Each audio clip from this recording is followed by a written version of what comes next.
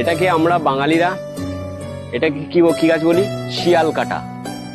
এটা আমেরিকান বৈজ্ঞানিকরা এর নাম দিয়েছে মেক্সিকান। যে গাছটা এই যে ডালটা ছিঁড়লে এখান দিয়ে কিন্তু গোলাপি হলুদ একটি আঠা বেরোবে। এটা কিন্তু বিষাক্ত। আবার এটার থেকে কিন্তু খুব সুন্দর একটা ওষুধ তৈরি হয়। যাদের পায়ে কুনি আছে, কুনি পাকা বলে না, কুনি পাকা বা ঘা, ব্যাকটেরিয়ার যে সুন্দর একটি কাজ করে এটা, তেমনই কিন্তু বিষাক্ত। এই গাছ কিন্তু কোন রকম মুখে গেলে বিষাক্ত। আচ্ছা, এই গাছের আভিজাত্য কি সেটা বললাম। আর এই গাছটার নাম শিয়াল কাটা হয়েছে কেন? এই দেখো শিয়ালের মতন লেজ, যে কারণে নাম হয়েছে শিয়াল কাটা গাছ।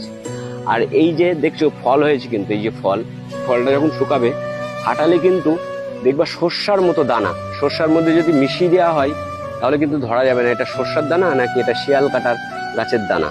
আর একবার বলে দিচ্ছি, এইটি কিন্তু অ্যান্টি ব্যাকটেরিয়ার মতো ঘা পচড়ার জন্য খুব সুন্দর কাজ করে। এই আঠাটা লাগাতে হবে কন্টিনিউ 2-3 বার লাগালে কিন্তু যে পয়জন গুলো কেটে এটা পরিষ্কার করে দেবে, দিয়ে এটাকে শুকিয়ে দেবে সেই ঘাটাকে। তো ভিডিওটা কেমন লাগলো দেখে যদি ভালো লেগে থাকে তো অবশ্যই সবার কাছে শেয়ার করে দাও। আর শিয়াল কাটা গাছ কাকে বলে আজকে দেখে নিলে।